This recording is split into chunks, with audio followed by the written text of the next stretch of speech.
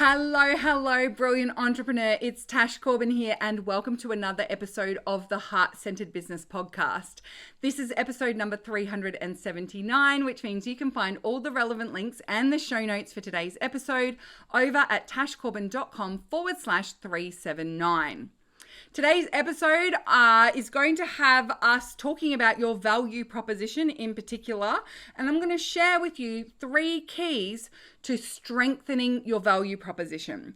So if you understand what value proposition is and you want to strengthen yours, this is going to be a good episode. If you have no idea what I'm talking about when it comes to value proposition, even more important that you listen to this episode, because it's one of the core foundations of your business that help you to ensure that you are talking about your products and services and talking about your business in a way that is connecting with people's desire to invest in working with you. It's the connection between that looks like it's really cool and that's something that I should buy because it's valuable to me. So let's dive into this one. I've got some great free resources in the show notes, so make sure you keep that handy, which is tashcorbin.com/379. Let's dive into the episode, shall we? I'm Tash Corbin, and this is the Heart-Centered Business Podcast. Okay, so first and foremost, what is value proposition? Value proposition is the value of the gap between before buying from you and working with you to after buying from you and working with you. And it's the value of that gap in the eyes of the buyer. So when it comes to selling an online course, for example, the value proposition of that course is, what is the difference in my life and lived experience going to be from now before I buy it to after when I've completed the course? Similarly, when you sell your VIP packages or a single session, or even when you get people to sign up for something free, everything where you're asking people to do something in return, whether it be give you money or give you their attention or give you their email address and some time, has a value proposition. What is the value exchange that's happening here? And so whatever that gap is between before buying it and doing it and after buying and doing it, whatever the value of that is through the eyes of the beholder is the value proposition. So it's important that we understand that it's through the eyes of the beholder, because different people will value a transformation in a different way and at different levels. Just like when you see someone create an amazing artwork and then they share it into a Facebook group and say, how much would you pay for this? One person will say $100 and another person will say 500 and another person will say 2,000. That is because the value of that piece of art is different from the lens of those different people. And so it's exactly the same with the value of signing up for and coming to your webinar, or the value of buying a single session with you, or your VIP package, or your online course, is that for different people, they will value the transformation that you're speaking about in different ways and to different levels. So if, let's say, you offer services to help people to feng shui their home to achieve big financial goals. Someone who is in a job and they have big financial goals, but they don't have a lot of capacity to earn commissions or get pay rises, and so they're not really sure how they're going to bring in extra money, might attribute less value to working with a feng shui practitioner compared to someone who has their own business. The energy that they're in each day directly corresponds with how much money they make. They can see a direct line of sight between setting big goals and aligning to it energetically and going for it and achieving them, right? So different people in different situations will value that transformation differently. It's the same transformation, but they will value it differently. And the reason is because of that different connection with what is a priority for them. And also there can be a different belief in the ability of the product to facilitate the transformation.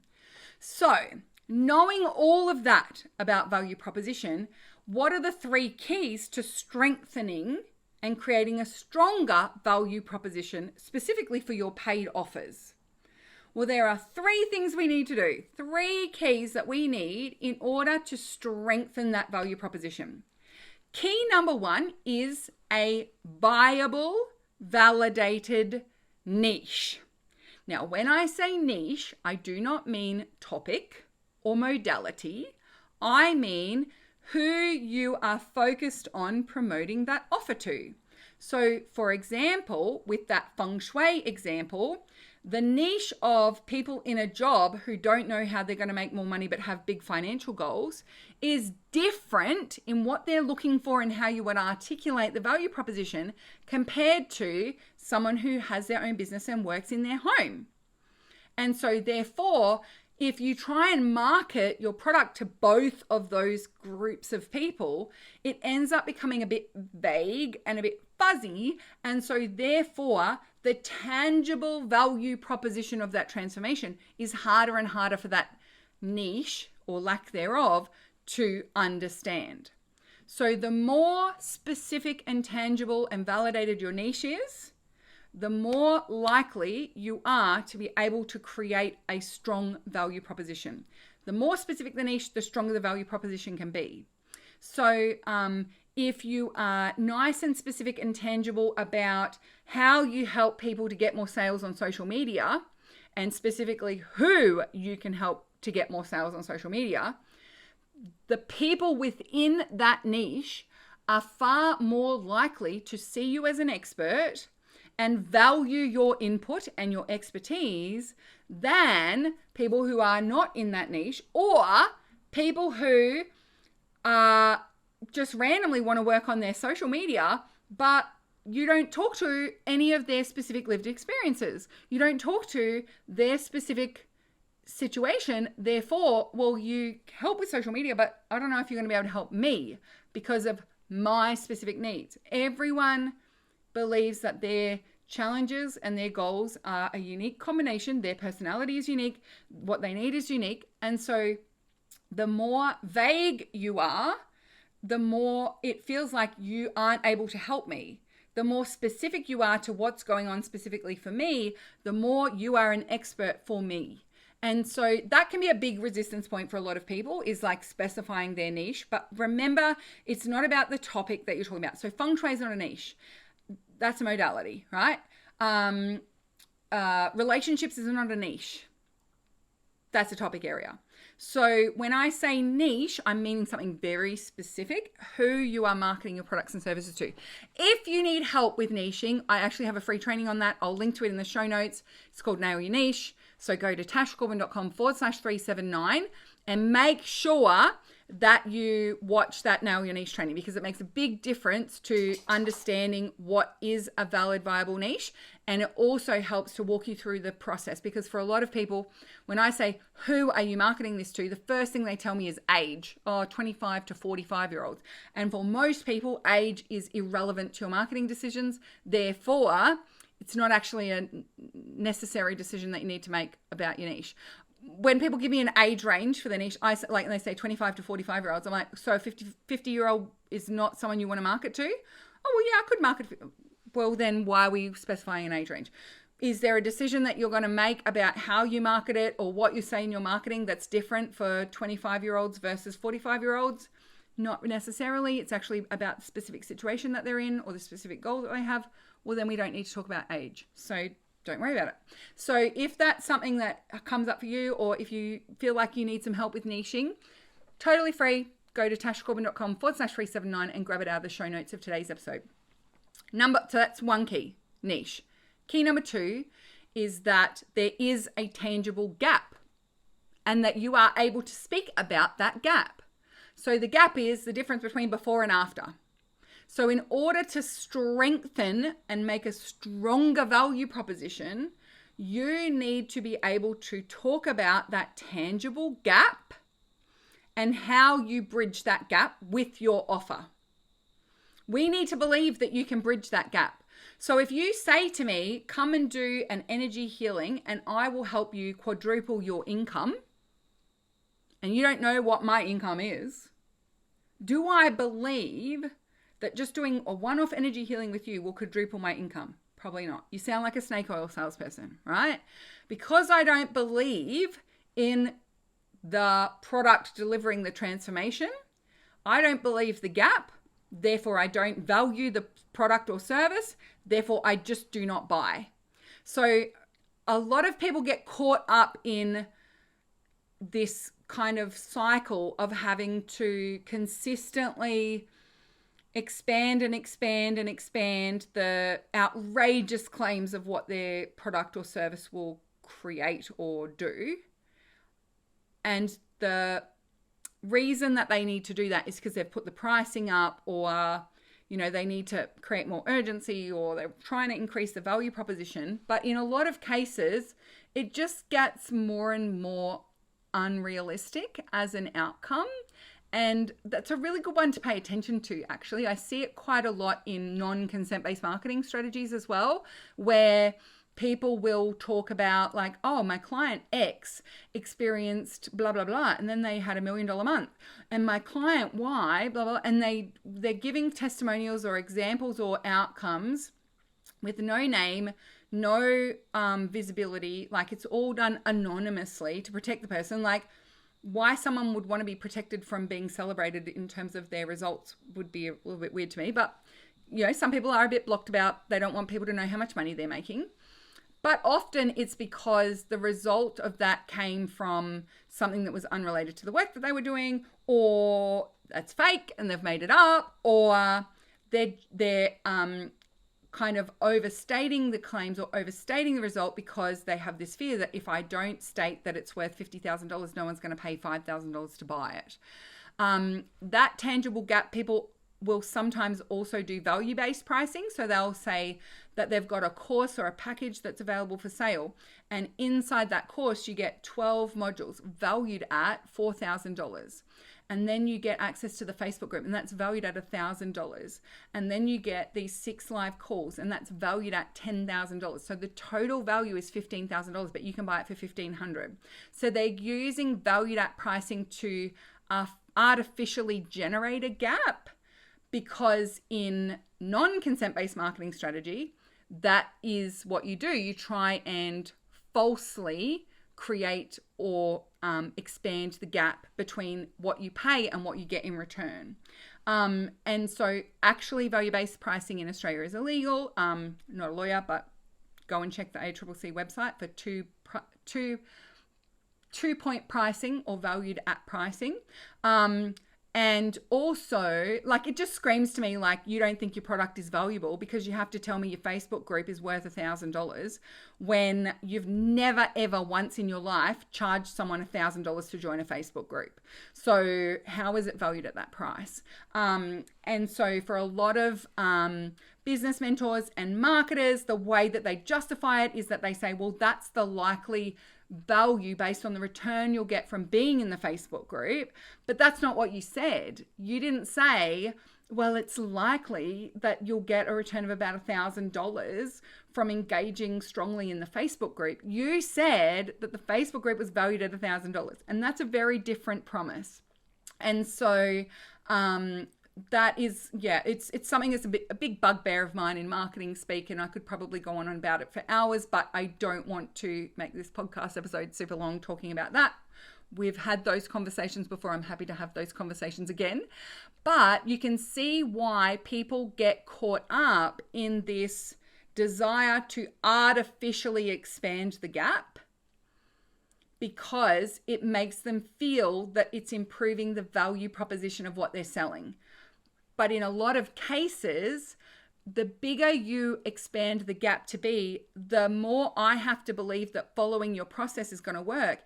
And often what then happens is you have to make the process sound so complex and involved. It just starts to sound like a lot of hard work. And to be honest with you, I don't really need that level of result. I'm happy with just like getting halfway there. But if you're telling me I have to do these exact 108 steps to have a 6-figure business, for example, I don't want to do 108 steps.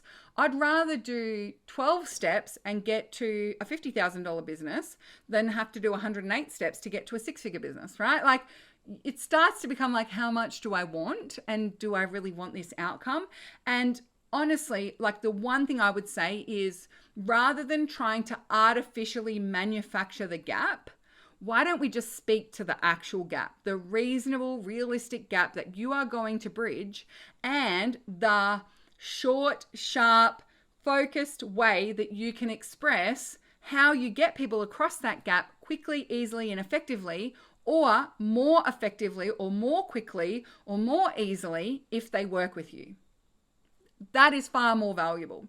And that is going to increase your value proposition far more without the risk of, turning clients off it, or making people think you're selling snake oil, or resorting to trickery and marketing tactics that often scream, I don't know how to talk about this. I'm afraid people don't think it's valuable. So therefore I'm going to overinflate what I think it's valued at, or I'm going to overinflate the results people can expect.